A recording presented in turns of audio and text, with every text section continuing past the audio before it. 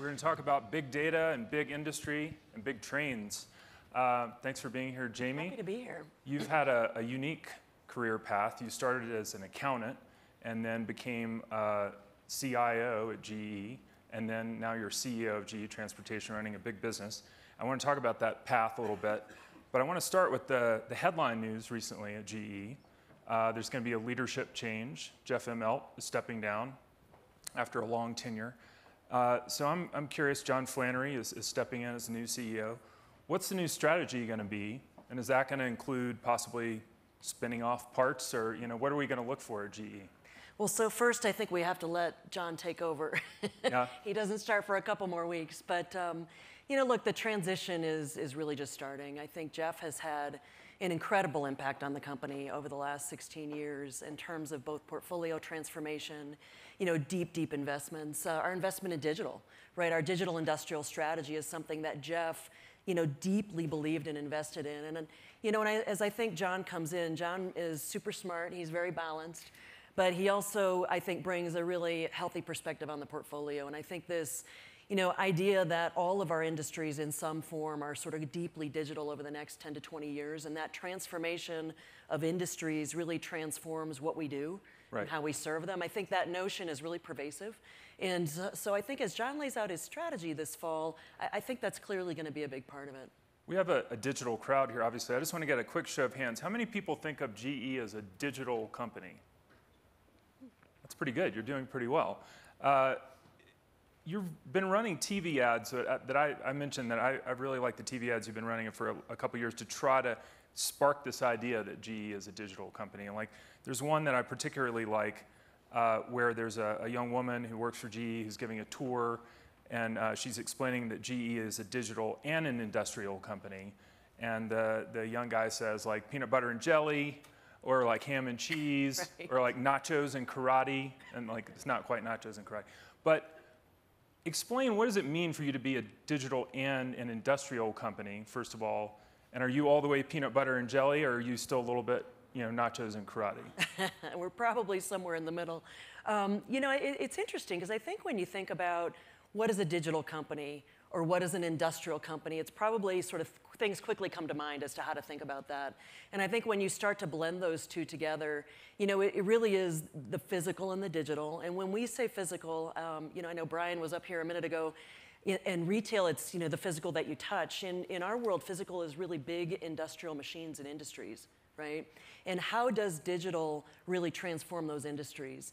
And when you think about that, sometimes you could get into a debate, is it harder for an industrial to become a digital, or for a digital to become an industrial? And I think it's really kind of an interesting debate point, right? And one thing I can tell you, coming into this role, I probably had a misperception about was I think people often underestimate just the value of industrial domain knowledge. Right. Right, and this idea that when you understand the physics of a machine and how it works, and how a locomotive works on the rail with a train in a network, that knowledge is really irreplaceable. And so if you're a digital, it's really hard for you to come into that space and do much more than a technology project. Yeah. If you're an industrial with deep digital capability, you can not only transform an industry, right, but you can also really transform yourselves in the process in terms of your product, and how you deliver it. So you're giving the advantage to industrial becoming digital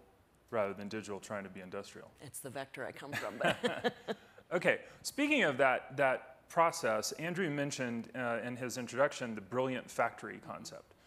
That's something you're doing at GE. So it's you're raising the bar from a smart factory to a brilliant factory. It's got to be really good. You got to deliver on that. But what does that mean? Explain to us, what is a brilliant factory? What's the technology? What's the innovation? What are you doing? So it really started from a premise, when we started working deeply on this concept of the industrial internet. At first, we were very, very focused on how our machines work differently for our customers and drove, really step change in industrial productivity. Then we really took a look at, okay, wait a second, how does the industrial internet really transform how we run GE? Right, and the best illustration of that, we thought, was how do we run our factories differently? And so this concept of brilliant factory is the marriage of advanced manufacturing, additive technology, or 3D, digital capability, as well as lean. And we started with 7 or 8 showcase factories, one of which is really doing brilliantly in GE Transportation. It's in Grove City, Pennsylvania. It's our engines remanufacturing facility. And just to give you a sense for the before and the after, maybe a quick sort of comparison. This is a facility that remanufactures about 1,200 engines a year. And for those of you who don't know what remanufacturing is, it's basically where you take a used engine off a locomotive, you bring it in, you tear it down, you remanufacture, you repair it, all the parts, and put it back together, put it back out on the rail for our customers, okay? And it used to be... how much do you charge to do that? Do you charge them for... It's part of an overhaul process. So we typically have a service operation, where we're repairing locomotives, we're remanning different components, and it's all part of a service delivery fee over the life of the locomotive, is how it works. But it used to be in these factories, when you brought these engines in, we would treat them all the same, right? They come in, you tear them all down, all the remanufacturing happened the exact same way.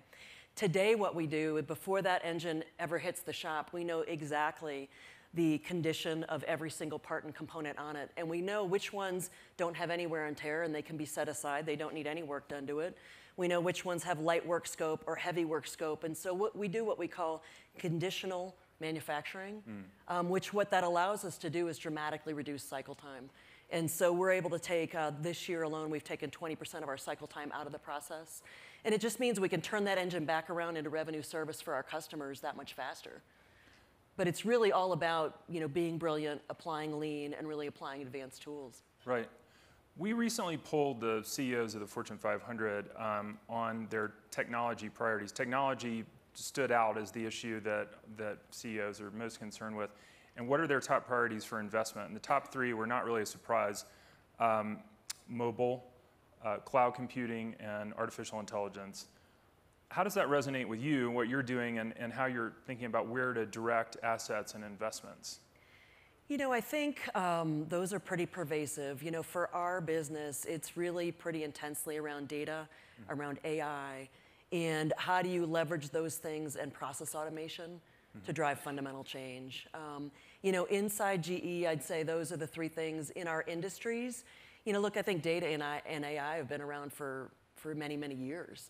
We have a product, remote monitoring and diagnostics, that we've been doing this for 15 years, where we pull data off machines, and we have built a series of algorithms that over the years have become very finely tuned, and we've added to them.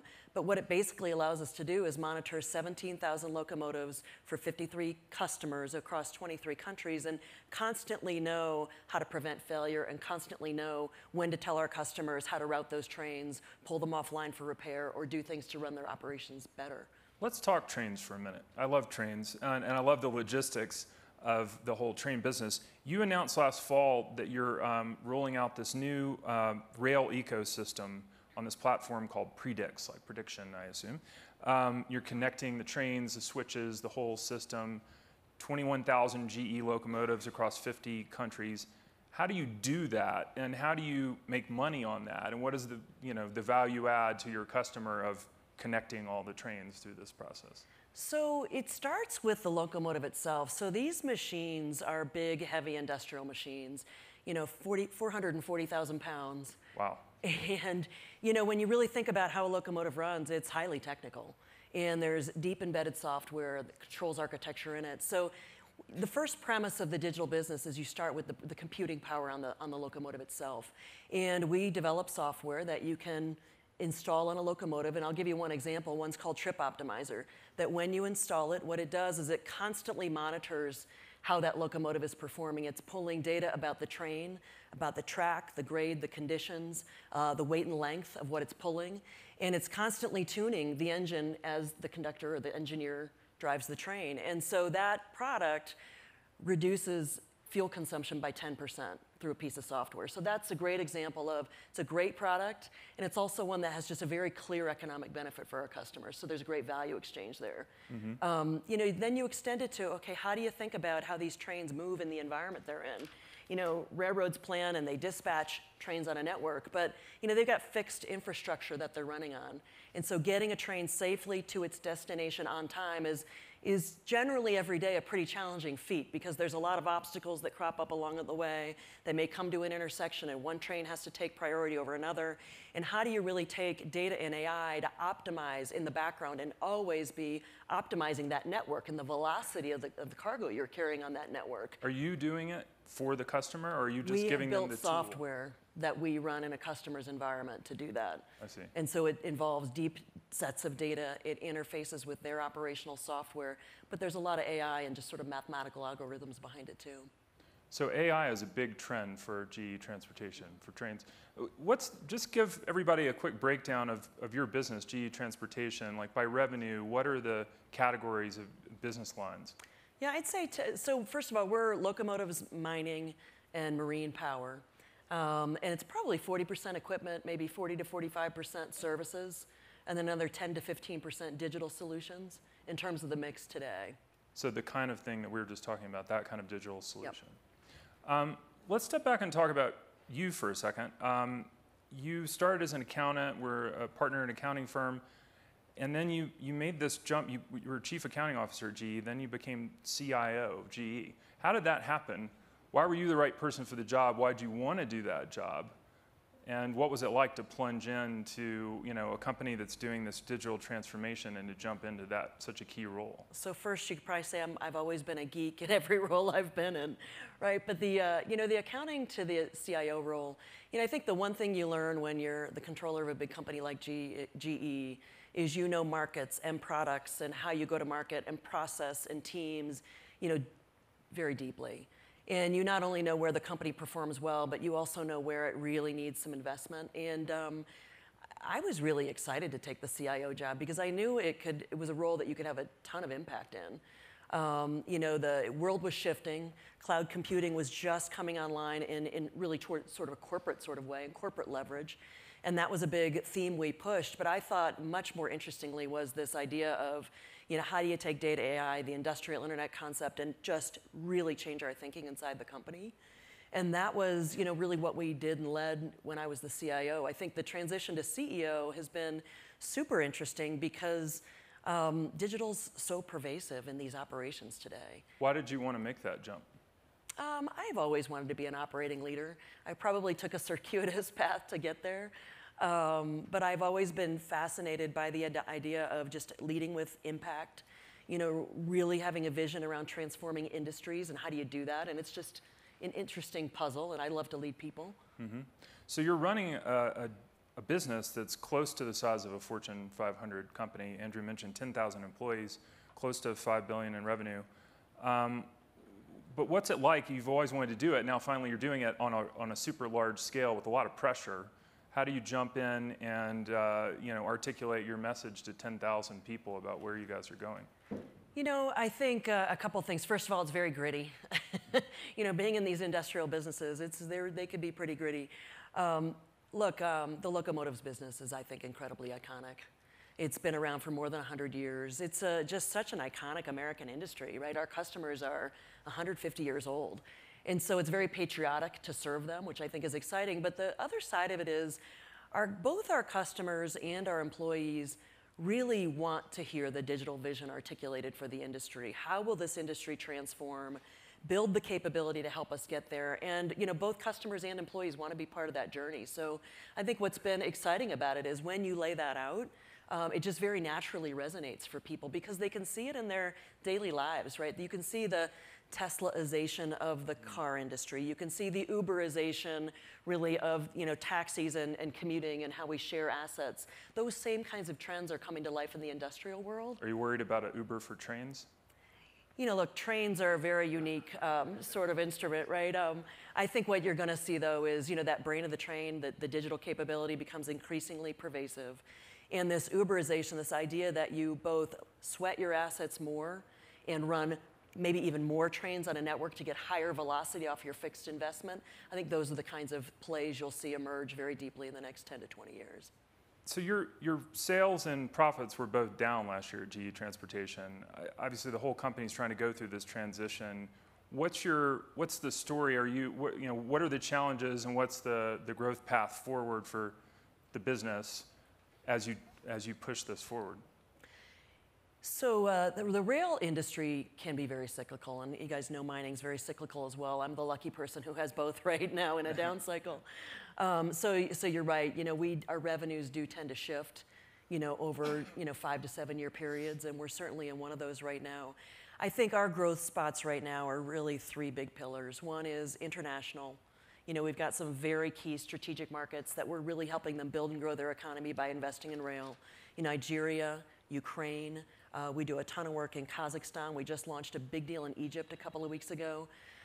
Services in our space, I think will deeply change over the next 10 to 15 years. Historically, services for us, it's really been wrench turning, right? It's like taking your car into a service shop and getting it fixed. That's what we do for our railroads, right? But I think over the next 10 to 20 years, it's the deep digitization of how do you leverage what you know about the asset.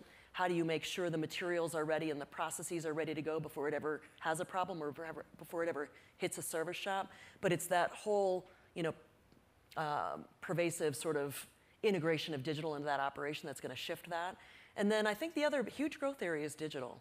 And it's a bit gated right now because of the CapEx cycles of my customers. But it's one that there's a huge appetite for, and it's pretty exciting. I want to get to questions from the audience in a second, so get ready. But I mean, you just mentioned growth markets, Nigeria and Ukraine. These are places with great growth potential, but pretty volatile countries, in the recent past. What's it like to be relying on, an economy where you're not sure where things are going to go for your growth potential? Here's what's exciting about those. In Nigeria, there is 0 freight that is pulled by train today. So think about how the whole train infrastructure in the US created sort of America and who it is today. And now think about a country that has no freight transport. And so, they have track, but putting locomotives on that track and bringing that to life shifts their GDP growth. I mean, it fundamentally changes their economy.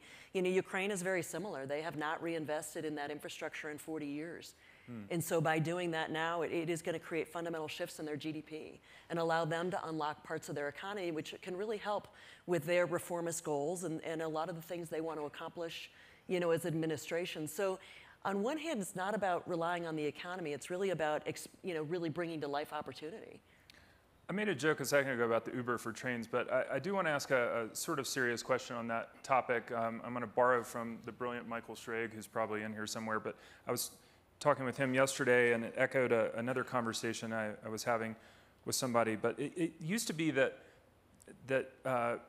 innovators would develop technology and sell it to big industrial companies. That was their end game, to sell the technology to GE. You buy the technology, GE will use it. Now it feels like, and it sort of feels like a theme here, that people who are creating new technology are not looking to sell it to GE or anybody else. They're looking to create a whole new company, a whole new way of doing things, make an end run around what you're doing. So how do you, while you're investing in your own company, make sure you're not getting disintermediated by that process? I think that's actually why we have to help lead the digital industrial transformation, to be honest with you. I mean, the one thing about freight transport is my customers own their infrastructure. They own the locomotives and the rail cars.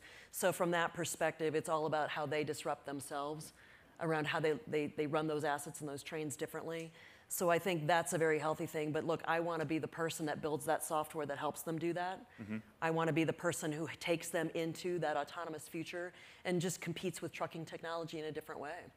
How quickly are your customers' needs changing? Are they coming to you more frequently with, making more demands than, a year or 2 years ago? I think they are making deep investments in technology and digital capability. But remember, this is an industry that's been around for a long time. Right. You've got assets that last 30, 40, 50 years. And so I think it's one that you're going to see change over the next 5, 10, 20 years very deeply. Look in the consumer world, and you can see the technical advances in trucking. You see super trucks, you see platooning, you see autonomous coming into play. Those things also, tend to be generational. And I think that's the pace you'll really see. Okay, let's see if we have some questions. We have a yellow paddle question right here. Please remember to identify yourself. Sure, thank you. Good morning, Tammy Franklin with IBM. You were talking a little bit about the infrastructure. You know, the U.S., the state of the infrastructure is a bit in shambles. I know there are a lot of things we're doing to try to improve it. It seems as though for GE that improving that would benefit you guys a lot, right? If we can improve some of the roads. And I know you don't cover all these areas. You cover the freight. But what about airlines? What's going on to maybe privatize and bring more technology so that we can put more planes in the air? And so all that additional capacity seems like it would benefit you from selling either the hardware and all that type of stuff. How do you guys think about that or attempt to influence that? Can you get an infrastructure bill passed? Wow, that's a loaded question. You know, maybe I'll frame that from a couple of perspectives. Look, growth in these industries is obviously good for us in that it creates a platform to really drive, you know, more use of the equipment and higher utilization and higher, you know, sort of service turns, and digitization helps us. For sure, but you know, the flip side of it is talking about the infrastructure bill. I think one of the things we're an advocate for is that it isn't just about sort of heavy industry, that we actually add an element of digital investment into the infrastructure spend so that we really start to encourage the build of the skill sets for the future, because you know, jobs are changing.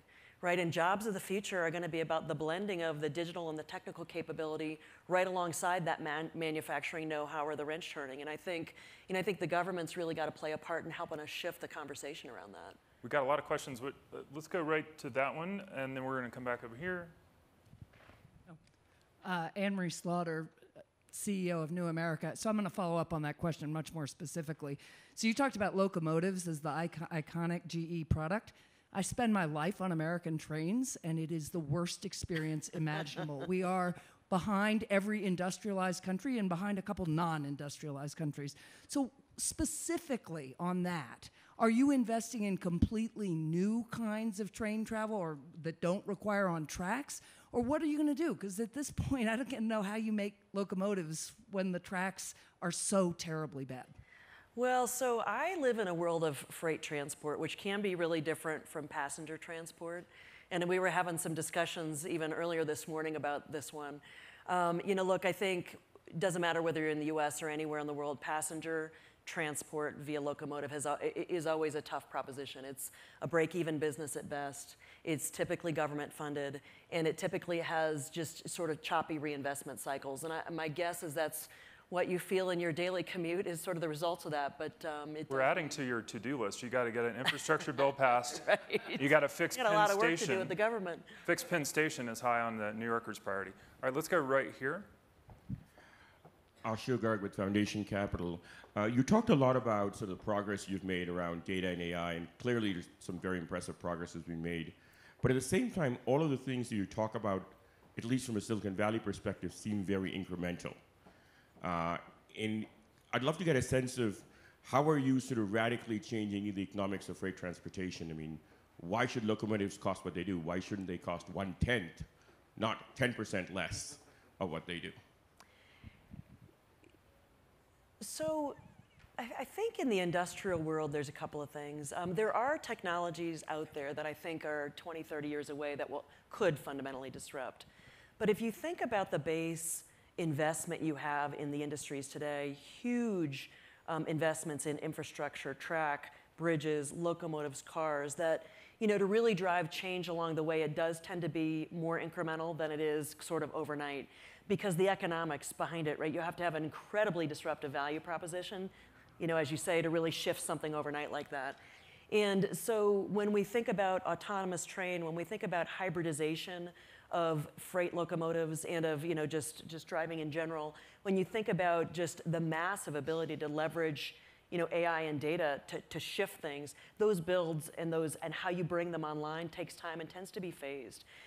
Look, part of it is any of these industries have to operate in both a deeply regulated space, but also incredibly importantly in a safe way.